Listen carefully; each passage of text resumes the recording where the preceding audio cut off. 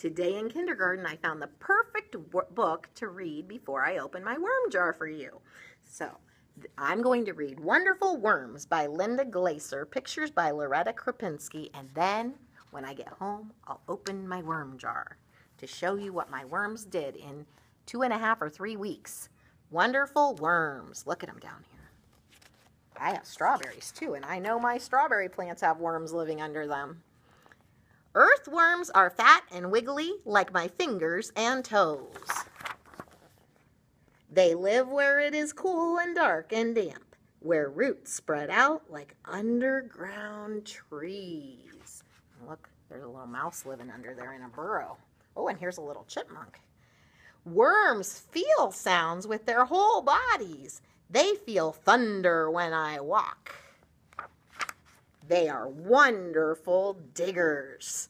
They dig passageways and burrows, but they don't use shovels or fingers or toes. How do they do it? They eat their way through and move along. They stretch out long and thin and squeeze in short and fat. Stretch and squeeze, stretch and squeeze, stretch and squeeze. Eat and dig, move and dig. Oh, here's a little mole. Look. Earthworms mix and turn the dirt as they dig and tunnel in the earth. Ooh, I think that worm got caught by a mole. Yeah. That happens. Oh, look, here's one going under a rock. It's going up to the top of the surface to make nice little holes in there. They make the soil soft and airy so the roots and plants can breathe and grow. Worms don't have eyes or ears or a nose. They do have a mouth. And they need food just like I do. But they eat dirt and rotting leaves. Oh, look, there they are. See how they're going up there and grabbing some rotting leaves? They swallow tiny pieces, and inside the worms, the food changes. When it comes out of their tail ends, it makes the earth rich so plants can grow. I like those strawberries. I'm really hoping my plants make a lot of strawberries this year. Earthworms are my helpers and underground gardeners. We work hard in the dirt in my garden, their home. The end. And now, watch me open my worm jar. Okay, so now I'm ready to open the jar. So here's my worm jar. And first I'm going to look at the outside. Now, I had added some water and I can see there's still water down there, so I'm thinking the worms probably aren't down in the bottom, but at least the soil is moist. And you don't see Cheerios or any of that kind of stuff. I do still have the eggshells at the top, but basically it's dirt down at the bottom, like I guess 3 different layers, a little bit, but I don't see the Cheerios or anything, but we'll see what happens when I dump it out. And I guess I can use the ruler. I don't want to hurt any of the worms. That's for eggshell. Oh, I think there's a baby worm. A little baby worm right here. Oh, I don't know if I'll be able to find it once it's out here, but we'll see. I'll just get all this stuff out first. And I'm going to put all this in my garden. Ooh, there's a worm. Come on, worm. But I don't know if you can see it. Can you see it? See the worm? Ooh, there's a worm. Here's a worm. That might be a new one. Look. I'm going to put it up. I'm going to keep it in here because I don't want it to dry out. Let's see. How many did I put in here? I think I put 3 worms in here. Oh, yeah. I think they were happy in there. I fed them well. See, there's one hanging out. Muddy mess. But do you see those worms? Look. See those worms? So this Here's a worm. Ooh, it's a wiggly one. And here's a worm. Oh my goodness. I love the way it moves. It moves just like they said in that book. And here's a worm. There. Can you see them? Can you see the worms? I hope I'm showing you. Look how much they're moving. Stretch. Stretch. Moving fast. Oh my goodness, these two are racing.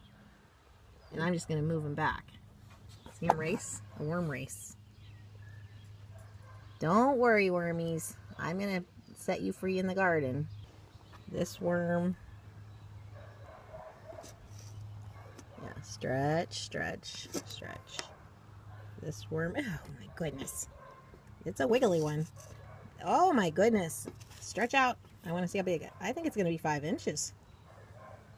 Okay, I think I'm going to go to it. This one's probably about, let's see, 2 inches. And this one's, ooh, this one's finally laying where I want it to. This one's 4.5. Let's see where it's going. This one is trying to go the other direction. Okay, go this way. It's flipping over. Oh yeah, they'll flip over if you have them on the wrong side. They'll flip over. They actually have a top and a bottom. That one's really getting around. Let's see. I'd say probably 3. Probably say this one's 3 because the clatellum. There you go. Ooh, that one is. Look at that. Probably when it stretches out, it's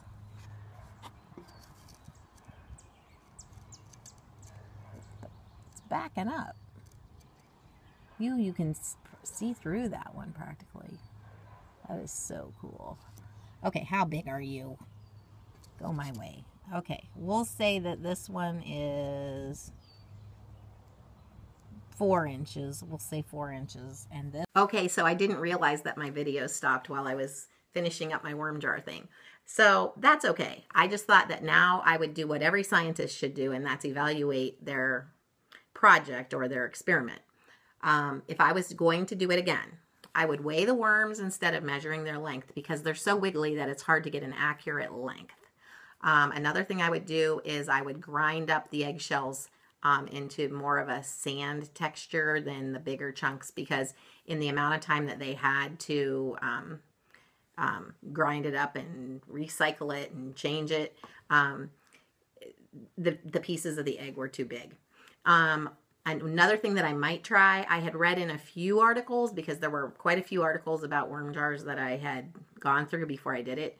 I think I would take the suggestion of putting a smaller jar in the middle so that the worms couldn't go all the way into the middle where you couldn't see them, because it was hard to see them, even if we kept them covered dark and then we gently took off the thing so that we're not wiggling the jar and we wanted to look to see if the worms were doing anything.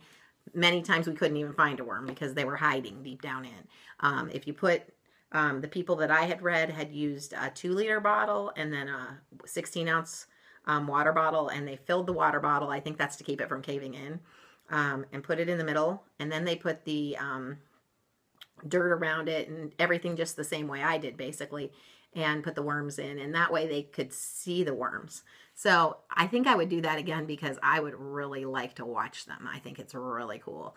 Anyhow, I really have a new respect for worms, and I learned a lot about them through all the books that I read and through all the time that I spent looking at them, and I've just come to realize just how important they are. So if I ever see one out on the sidewalk, I'm picking it up and putting it in the dirt, because I think when God created those worms, there weren't a bunch of sidewalks and pavement around. And now the worms come out and they get on that pavement, and then the sun comes out and it dries them up, and we need our worms. So we need to be a worm's friend, just like the worms are our friends. Anyhow, talk to you later. Bye. Then at the end, there's a whole bunch of facts. I might be able to read a few. Let's see. Do earthworms bite people? No. Earthworms don't bite anyone because they don't have teeth. Why are earthworms so slimy? Their skin needs to be moist in order to breathe. That's because earthworms breathe through their skin. Also, moist skin makes it easier for earthworms to move through their burrows. If an earthworm dries out, it will die. Why does a worm's skin sometimes feel rough?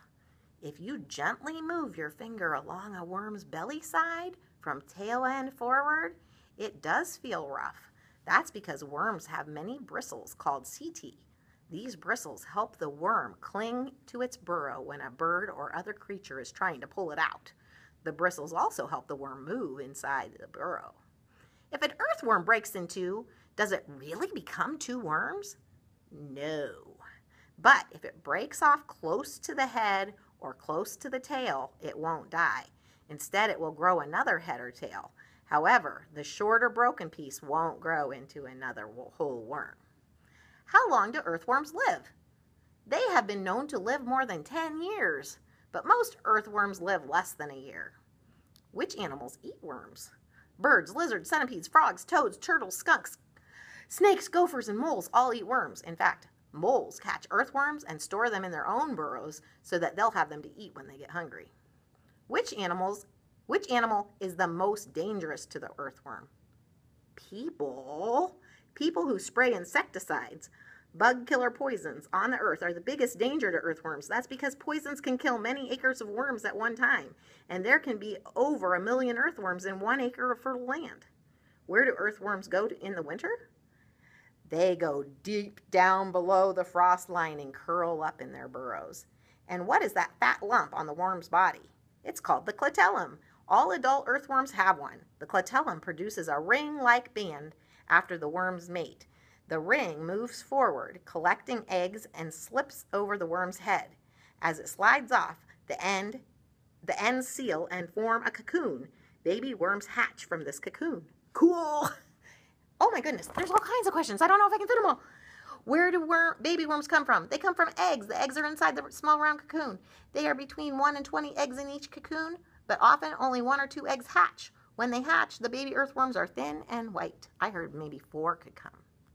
Okay, what type of worm is in a wormy apple? It is not really a worm. It is a type of caterpillar.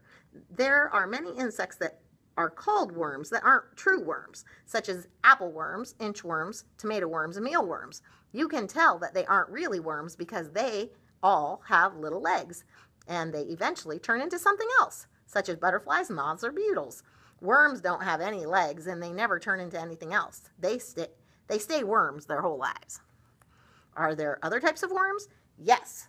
There are many types of worms, including roundworms, ribbon worms, flatworms, fan worms, and segmented worms. The earthworm is a type of segmented worm. There are about 12,000 types of segmented worms.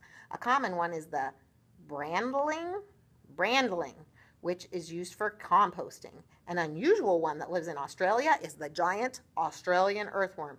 It can grow to be over 9 feet long. That's like if I stood on top of me. That would be close to that. Oh my goodness. Why do worms come out when it rains? It is believed that they come out because their burrows are flooded and the water is no longer fresh. Why don't we see worms outside during the day? Worms are night animals. Because there is danger of drying out during the day, they poke out of their burrows and find something to eat at night. How can you tell which end is the worm's head? The head is slightly pointed, and that lump called the clitellum is closer to the head end than the back end of the adult worms. Do worms have a top side and a bottom side? Yes. Yes, they do. The bottom side is often a little paler than the top side, and if you put a worm on its top side, it will quickly turn over to its belly side. Does it hurt a worm to be put on a fishing hook? Worms have sensory organs that make their skin very sensitive to touch, and they do wriggle when they are put on a fishing hook. But we don't actually know what a worm feels. How can one little worm really help a big garden? One earthworm can't do much by itself, but in one yard, There can be thousands of earthworms. Together, they mix the soil, supply it with air, and fertilize it. All this helps plants to grow, so earthworms are very important. Without them, our earth might not be the rich and beautiful source of life that it is. The end. So that was a lot about earthworms, huh? But I'm glad I got to share all those facts, even though I had to say them really fast so that they would fit in here.